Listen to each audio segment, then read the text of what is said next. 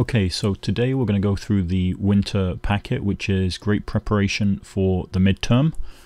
The only extra couple of things that are going to be in the midterm are some questions on constructions, some questions on proofs, and some questions on transformations as well. So those three topics you should make sure that you prepare for by checking your notes and doing some of the extra question sheets that I'll be handing out. Okay, so this sheet today can be downloaded at mathfolio.com/wintersheet. That's the sheet that we're working off today. Okay, so I'm going to go pretty quickly through some of these questions. Pause the video, go back if you need to. Okay, so the first question that we have is we want to name this angle in 4 different ways. So we see the angle is right here. Just choose a pen, go right up the top. The angle's right here, and it's got a number 5 in there. So straight away we can call this angle 5, and the angle will often be written in this way as well. So both of these can represent angle. The second way that we can name it is angle A, B, C. A to B to C. We could also turn that around and call it angle CBA, angle CBA, and the only other way that's left to name it is angle B on its own. So those are the 4 different ways to name this angle. Okay, let's take a look at the next set of questions. Okay, so here we are given a number line, and we're asked if line segment CD is congruent to segment EF, and the reason why. Well, C is right here at -9, D is right here at -4, so that distance there between C and D is going to be 5. So I did 5 just by kind of counting in my head. However, you could also look at CD as -4, which is this number, the bigger number, subtract the smaller number, which is -9, and when you subtract a negative it becomes plus. -4 plus 9 equals 5, so that's 5. Now EF, E is at 2 and F is at 7, so again 7 minus 2 gives us 5. Does 5 equal 5? Sure it does, so yes. And the reason is because CD equals EF. Notice I don't have the line segment symbol on top. Okay, find AD. So if I'm looking for AD, I'm looking between the 2 letters A and D. It's after the measurement of this distance because there's no line on top. So therefore I would just subtract to find the distance between them, and also the difference. 10 minus -4, and that's going to give me an answer of 14, because as I said, when you are minusing a negative you are plussing, you're adding. Okay, find AC, so the same again, 10 minus -9, you add them. In this case it's 19. What is the midpoint of CD? Well, to find the midpoint you could just count between them and find it. Otherwise what you can do is you can take each of them and add them together and then divide by 2. So what we're really doing is we are finding the median of these numbers. So when you are adding a negative you are subtracting. So in this case -4 minus 9 gives you -13, but don't forget to divide by 2. Negative divided by a positive is going to be negative. 13 divided by 2, well 12 divided by 2 is 6, and then you have the extra one divided by 2, so 6.5, or -6.5. Both of them are negatives. Okay, so far we're up to question number 8. Okay, let's keep going with this. Okay, question 9. Let's see. Alright, just find my place right here with the marker. Okay, so draw a picture to represent each of the following. So I'm going to switch color right now. So this one says K contains A and K. Notice the two different cases. This is lowercase and these two are uppercase. Well, these two uppercase are points. So there's A and K. Now K here is lowercase, so it is referring to a line.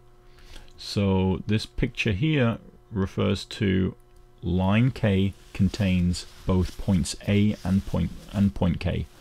Okay, next one, J, K, and L are collinear. Again, these are the 3 points, J, K, and L. And notice I didn't put K right in the middle because we don't know it's the midpoint, but that shows us that they are all on the same line, and so they are collinear.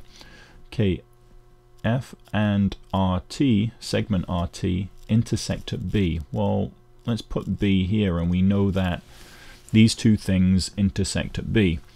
Well, RT is a line segment, so let's just label that. It stops, it doesn't go on forever. There we go, RT. And F is lowercase, so it's a line. And so let's just put that going through here. Now it looks like it's perpendicular, but we don't know that from the question. I'm just drawing it like that. But we could have also done our line like this and our line segment like this. There is no information here to tell us that it is in fact at 90 degrees. Okay, so far up to question 12. Alright, let's switch color again. Alright, so in this case it says find AB if A is at this point and B is at that point. Well, when it says find AB, there is a line segment AB, and AB without the piece of a line on top refers to that distance. So this is talking about the distance formula here. So let's try and remember this distance formula. So D equals the square root of a couple of things in parentheses squared. And now we've got to be careful about this. So let's just think, if we have an XY axis over here, so we've got our y-axis, and over here we have our x-axis, and we're trying to find the distance between these 2 points, which I'm going to label in red. Oh, actually it came out in purple. Let's go over it in red. I select the wrong one before. If we are trying to find this distance right here, what we really have is we have a right triangle on the coordinate plane. So we have, let's just call it A there, and B there, and C there. So Pythagorean theorem tells us A squared plus B squared equals C squared. Now, A is the difference in our x's. So A is the distance here.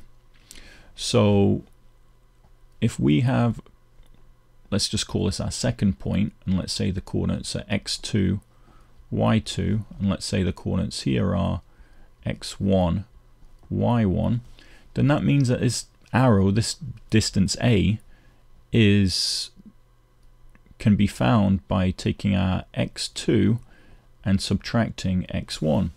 So let's go back over to our formula, x2 minus x1, and then B, which is over here, can be found by taking our second y and subtracting our first y. So y2 minus y1, and don't forget the Pythagorean theorem right here is pretty much the same, where we're just adding those two differences squared. Alright, so let's choose blue right now. I'm going to go back in and plug everything in there. Let's call this our x1, y1, and our x2, y2. So now when I plug in, I've got the distance equals the square root of a whole bunch of stuff. Let's just set it up so we're ready. So we've got x2 minus x1. So we're dealing with 8 over here, that's our x2, minus our x1, which is 2. And then our y2, which happens to be 2, this 2, minus our y1, which is 1. So in this case, we've got the square root of 6 squared plus 1 squared, which equals, let me put the d back over there, equals 36 plus 1, which is 37, so 37. And we can just leave our answer like this. Okay, next one, find hi if h is this and I is that. So same thing again, distance equals square root of a whole bunch of stuff. The change in x's is going to be 3 minus negative 3. Let's square that, plus the change in y's, which is going to be negative 5 minus 1 all squared. So now when we get to it, we've got 3 minus negative 3, it's just 6. And then 6 squared is 36. Over here, negative 5 minus 1 is negative 6. All squared is 36 again. So this gives us a square root of 72. Now in this case, we can simplify it. In the other case, square root of 37, radical 37, 37's prime, whereas here we know that 72 can be written as 9 times 8, and also, well, let me just stop there. We like the 9 staying there right now because this is a perfect square, so I'm going to write perfect square. Now 8 isn't a perfect square, but this could actually be written as, so we'll keep the 9, the 8 could be written as 4 times 2. Now 4 is a perfect square. So what we do now is, what we can do is a square root of 9 times the square root of 4 times the square root of 2. All I've done is given them each their own radical sign. And in this case, the square root of 9 is 3, the square root of 4 is 2. Radical 2 can't be simplified, so we just keep it. Now we put these two back together. 3 times 2 is 6, so the answer is 6 radical 2. Alright, next one. Find AB, distance AB, if A equals this and B equals that. Well, this time we don't have coordinates, we just have a single number. There's no comma between these numbers. So what this is really talking about is a number line. You've got A, which is at negative 32, and you've got B, which is at 108. So if we're trying to find the distance between them, we do the difference, which is B minus A. So that would be 108 minus negative 32. Really important to keep that negative in there. When you're minusing a negative, you're really adding. So 108 plus 32 gives you an answer of 140. Same over here. These are two numbers on a number line. We've got H, which is at 44. You've got I, which is at negative 322. So the distance between them is the difference between the second one and the first one. So H minus I, and we're going to do 44 minus negative 322. When you're subtracting, you're really adding. When you're, let me take that back. When you're subtracting a negative, you're really adding. So in this case, 322 plus 44 gives you an answer of 366. So those were really all about distance formula, both on a coordinate plane and also on a number line. Alright, so now we've got this set of questions here. Use a picture to answer the following. State another name for angle 1. Well, we could call angle 1, which is right here, we could call it angle ABE. Okay, next one. Name the vertex of angle EBD. Or E to B to D is, let me change this to red. EBD is right here. And the vertex is right here, B, which is the middle letter. So B is the vertex. Okay, name the two rays that are the sides of angle 3. I'm going to change this to orange right now. So angle 3 is made up by this ray right here and also this ray right here. So the first ray would be B through D, and we're going to draw the arrow on top like this to represent a ray, and the other one is B through C, and we'll put the arrow this way. Okay, next question. Name a pair of supplementary angles. Well, supplementary are angles that add up to 180. So even though we see 3 angles up there, it only asks for a pair, so it means 2. So we've got to be careful to only give 2. So let's go for A, B, D. So this angle right here, ABD, and the other one would be angle DBC, so that would be the leftovers. Angle DBC. Next, name a pair of complementary angles. So complementary are when they add to 90 degrees, whereas supplementary add to 180 degrees. When I look at this picture, it's impossible to know which angles, if any, and it doesn't look like any of these two do add up to 90. So for this one, cannot answer. Okay, name a pair of opposite rays. So opposite rays mean rays that start at the same endpoint, but then go in completely opposite directions. So although we don't see arrows here, I'm assuming this is what it's really talking about. These angles here that make up 180 degrees, these two rays when they stick together.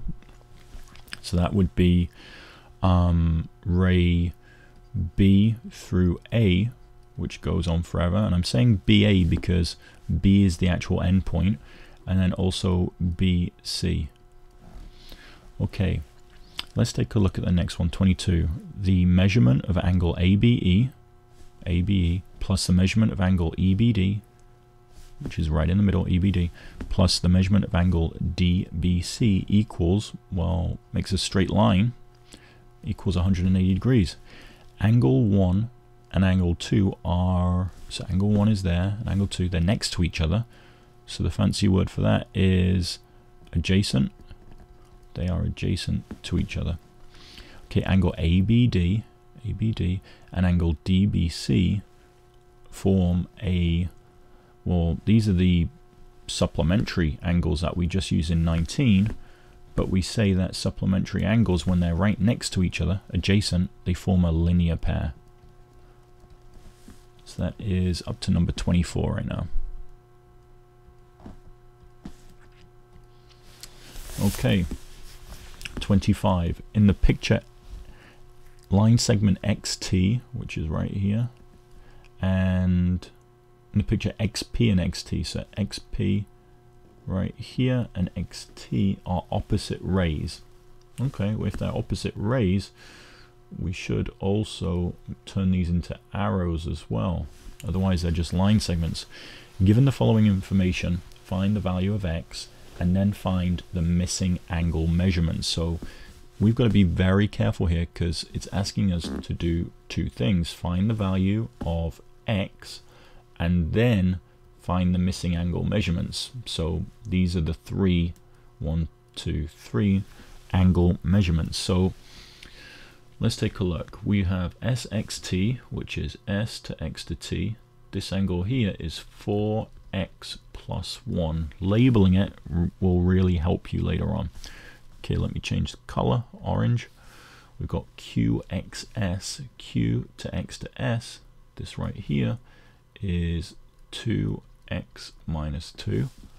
And let's choose the green. The next one is QXT, Q to X to T, which is this entire thing here. So that looks like it's the other 2 angles added together. And how much does that equal? That equals 125. So just by labeling it, we can see that these other angles are pretty much irrelevant. We don't need them. So let's go into math mode right now. We can create an equation. We know that 2x minus 2, which is the first one, plus 4x plus 1 equals, the 2 angles together equal 125. So now when we combine like terms, we've got 2x and 4x, that gives us 6x, minus 2 plus 1 gives us -1 equals 125. So now when we start to solve this, I'm going to get rid of that 1 there. So that gives us 126 over here equals 6x. Now divide by 6, divide by 6. So this gives us an answer of x equals, well, 6 into 12 would be 2.